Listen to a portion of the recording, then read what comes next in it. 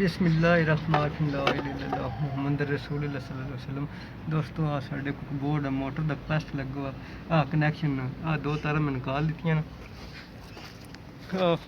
जेह्ड़ी टैंकी लगी है आज दा स्विच खराब हो गया जिस टाइम चलाई दी आ बंद नहीं होंदी ऑटोमैटिक आज दा प्रैशर स्विच है असीं हुण इसदा स्विच खोल के चेंज कर दिन्ने आं। एक तारा मेन नहीं आ रही हैं ते एक मोटर ते जा रही हैं आ जिहड़ी डायरैक्ट चली जाए दी आ कैपेसिटर दी रनिंग है एक स्टार्टिंग आ काले रंग दी रनिंग आ काम ने साडी आ मेन आ रही आ कैपेसिटर ते जा रही हैं